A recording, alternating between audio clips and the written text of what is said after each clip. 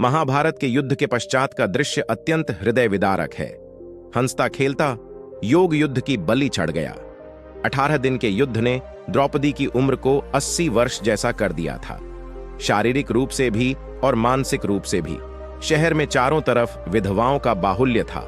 पुरुष इक्का दुक्का ही दिखाई पड़ता था। अनाथ बच्चे घूमते दिखाई पड़ते थे और उन सबकी वह महारानी द्रौपदी हस्तिनापुर के महल में निश्चेष्ट बैठी हुई शून्य को निहार रही थी। तभी श्री कृष्ण कक्ष में दाखिल होते हैं। द्रौपदी कृष्ण को देखते ही दौड़कर उनसे लिपट जाती है। श्री कृष्ण उसके सिर को सहलाते रहते हैं और रोने देते हैं। थोड़ी देर में उसे खुद से अलग करके समीप के पलंग पर बैठा देते हैं। द्रौपदी बोली, यह क्या हो गया है शाखा? ऐसा तो मैंने नहीं सोचा था। तब भगवान कृष्ण कहते हैं, नियति बहुत क्रूर होती है। पांचाली वह हमारे सोचने के अनुरूप नहीं चलती। वह हमारे कर्मों को परिणामों में बदल देती है। तुम प्रतिशोध लेना चाहती थीं और तुम सफल हुई। द्रौपदी, तुम्हारा प्रतिशोध पूरा हुआ। सिर्फ दुर्योधन और दुशासन ही नहीं, सारे कौरव समाप्त हो गए। तुम्हें तो प्रसन्न होना चाहिए।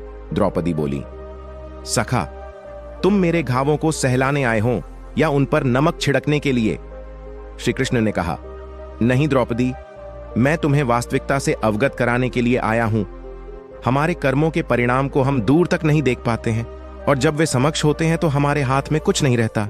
द्रौपदी बोली, तो क्या इस युद्ध के लिए पूर्ण रूप से मैं ही उत्तरदायी हूं? वासुदेव श्री कृष्ण बोले, नहीं द्रौपदी, तुम स्वयं को इतना महत्वपूर्ण मत समझो, लेकिन तुम अपने कर्मों में थोड़ी सी दूरदर्शिता रखती तो स्वयं इतना कष्ट कभी नहीं पाती।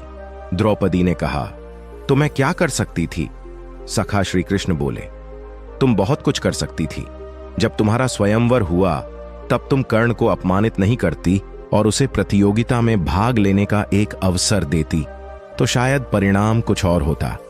इसके बाद जब कुंती ने तुम्हें 5 पतियों की पत्नी बनने का आदेश दिया तब तुम उसे स्वीकार नहीं करती, तो भी परिणाम कुछ और होते। और उसके बाद तुमने अपने महल में दुर्योधन को अपमानित किया कि अंधों के पुत्र अंधे होते हैं। वह नहीं कहती तो तुम्हारा चीरहरण नहीं होता, तब भी शायद परिस्थितियां कुछ और होती। हमारे शब्द भी हमारे कर्म होते हैं द्रौपदी, और हमें अपने हर शब्द को बोलने से पहले तोलना बहुत जरूरी होता है, अन्यथा उसके दुष्परिणाम सिर्फ स्वयं को ही नहीं, अपने पूरे परिवेश को दुखी करते रहते। संसार में केवल मनुष्य ही एकमात्र ऐसा प्राणी है जिसका जहर उसके दांतों में नहीं, शब्दों में है। इसलिए शब्दों का प्रयोग सोच समझकर करें। ऐसे शब्द का प्रयोग कीजिए जिससे किसी की भावना को ठेस न पहुंचे।